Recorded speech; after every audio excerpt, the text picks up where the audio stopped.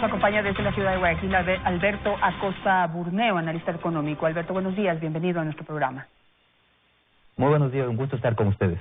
Bueno, un día como hoy, hace 20 años, 9 de enero del 2000, el presidente Yamil Maguad aparecía en las pantallas de la televisión de los ecuatorianos anunciando que el sistema de dolarización es el sistema conveniente y la salida a la crisis económica que se vivía en ese momento, y anunció una cotización. Cada dólar pasó a costar 25.000 sucres y pues lo duro ahí fue que se licuaron muchos de los ahorros de toda la vida de los ecuatorianos. Pero superada esa crisis, de ahí para adelante hemos visto un sistema que nos ha dado determinada estabilidad. ¿Cómo lo evalúa usted? ¿Cómo han sido estos 20 años de dolarización?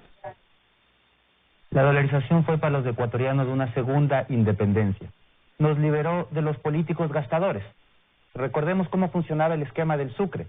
Los políticos gastaban mucho, ofrecían mucho en campaña, incrementaban el gasto público y lo financiaban con una maquinita de imprimir billetes. Esa maquinita lo que hacía era licuar el valor del dinero y nos cobraba un impuesto oculto que era el impuesto inflación. Entonces el dinero cada día valía menos, los ahorros que teníamos desaparecían. Cuando se menciona y se habla de que la dolarización licuó los ahorros, es lo contrario. El sucre mal manejado es el que licuó los ahorros de los ecuatorianos y eso se detuvo gracias a la dolarización, que nos liberó de esos políticos con exceso de gasto que financiaban vía imprimir papelitos, y que permitió que el dinero ahora no dependa de los políticos. El valor del dólar ya no depende de ellos, y eso nos permite a nosotros comenzar a pensar primero a largo plazo, poder pensar en que podemos ahorrar, en que podemos endeudarnos a 10, 15 años para una vivienda, algo que era imposible con una moneda que perdía valor día tras día, que de un año a otro perdía prácticamente la mitad de su valor. Eso era imposible para poder pensar en invertir o ahorrar a largo plazo.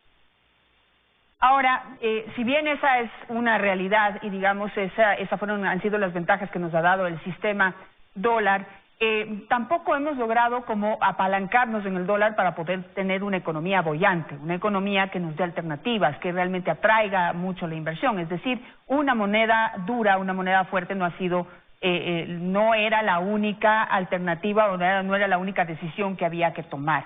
Hoy estamos ya 20 años después y estamos viviendo una crisis económica fuerte. ¿Qué podemos hacer para fortalecer el sistema? Porque ya en este momento hay muchos que están hablando de que no hay dólares, no hay dólar físico, y por eso ya se habla también de quizás la posibilidad o la necesidad, no sé cómo lo ve usted, de que se piense en una moneda, nuevamente en una moneda propia. ¿Qué piensa usted? Una moneda propia sería un suicidio para el bolsillo de los ecuatorianos. Sería devolverles a los políticos el poder de licuar nuestros ahorros, de licuar el valor del dinero. Ese sería el peor error que podemos cometer. Hay que estar muy claros, no le podemos pedir a un esquema monetario que trabaje por nosotros, que produzca riqueza por nosotros. Un esquema monetario es eso, es un esquema monetario. Aparte de eso, adicional al esquema monetario, tenemos que trabajar en producir más y mejor. Ese es el tema de fondo. Y eso es lo que no hemos hecho. Durante la bonanza se aplicaron políticas incompatibles con la dolarización, y voy a mencionar algunas. Sustitución de importaciones. ¿Qué hizo la sustitución de importaciones? En un momento que estamos inundados por petrodólares, cerró los mercados, cerró las fronteras y hizo que redujo la oferta de productos. Resultado, los precios se elevaron, nos volvimos un país caro. Segunda política incompatible con la dolarización.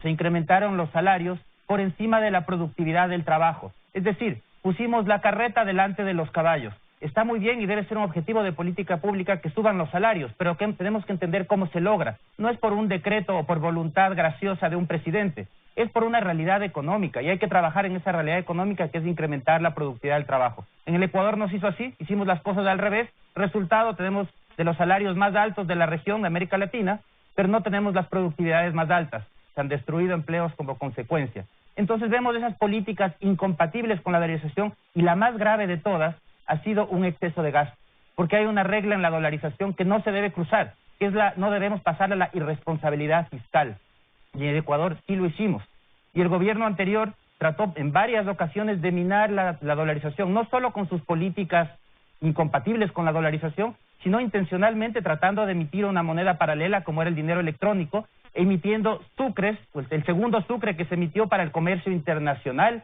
Todos esos eran mecanismos para tratar de minar las bases de la dolarización, y hay que recordar por qué los políticos añoran tanto al sucre. porque les da una independencia para todos sus sueños populistas. Les permite gastar sin límite y después pasarnos la cuenta sin que nos demos cuenta vía un impuesto inflación.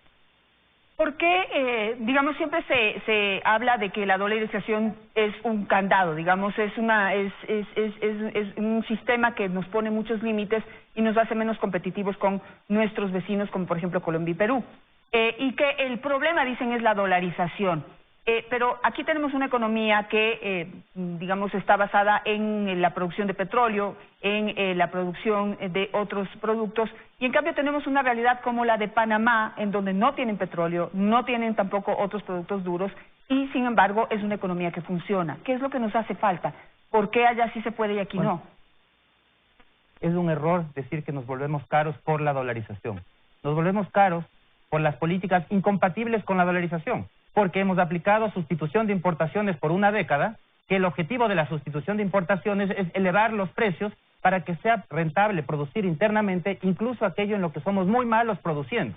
Pero ese es el objetivo de la sustitución de importaciones. Resultado, destruimos competitividad y estamos pagando las consecuencias de una economía detenida. Entonces no es que sea culpa de la dolarización, es culpa de esas políticas equivocadas, y a diferencia de países con moneda propia, los errores de política económica en un país con moneda propia son más fáciles de solucionar y más rápidos de solucionar. Veamos lo que ha pasado, por ejemplo, en Colombia después, para ajustarse al fin de la bonanza de los commodities, su moneda se deprecia rápidamente.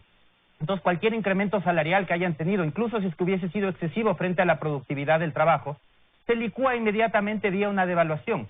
En dolarización, los precios no caen tan rápido. Y ese es el desafío que tenemos en el Ecuador. Todavía somos un país caro, tienen que los precios seguir cayendo para que volvamos a recuperar la competitividad. Pero tenemos que estar muy claros. La culpa no es de la dolarización, sino de esas políticas que no priorizaron el producir más, producir mejor, que ese es el objetivo que deberíamos tener. ¿Cómo nos volvemos competitivos nuevamente?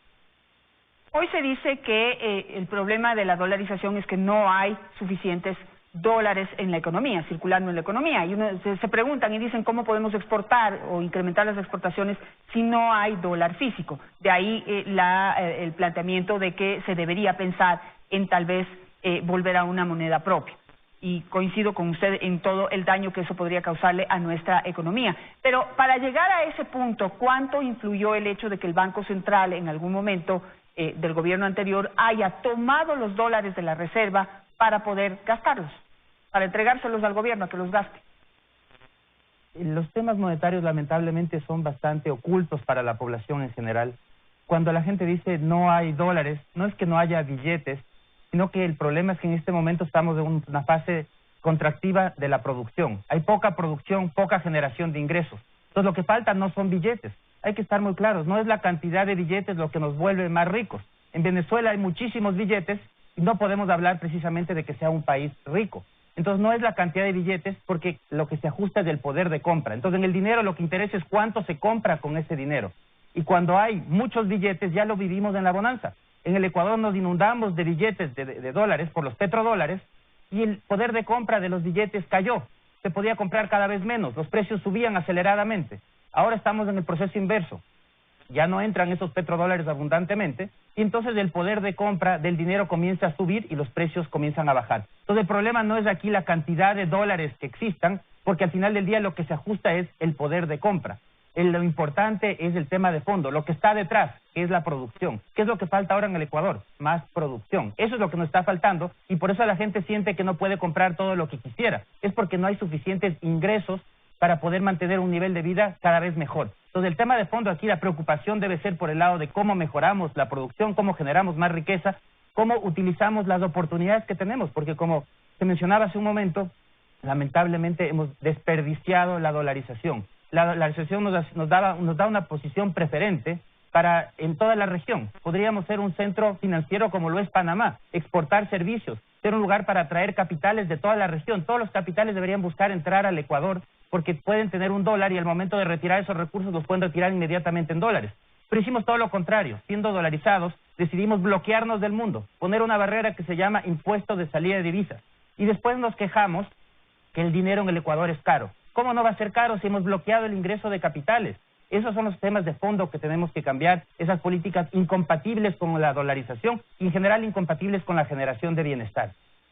Me quedo con eso. Muchísimas gracias, economista, por estar esta mañana con nosotros y con esos conceptos tan claros de lo que hay que hacer para poder mantener y aprovechar la dolarización. Y pues pensar en una moneda propia, si esa va a ser un elemento y una herramienta para que los políticos nos hablen de populismo y puedan pues seguir con un sistema de corrupción y de promesas que nunca se cumplen, pues la verdad, el 90% de los ecuatorianos, que es lo que surge de las encuestas, no quiere eso, quieren seguir con el dólar. Así que la responsabilidad está en manos ahora de las autoridades de que hagan que esto siga funcionando. Hasta aquí los desayunos, conmigo será hasta el día martes.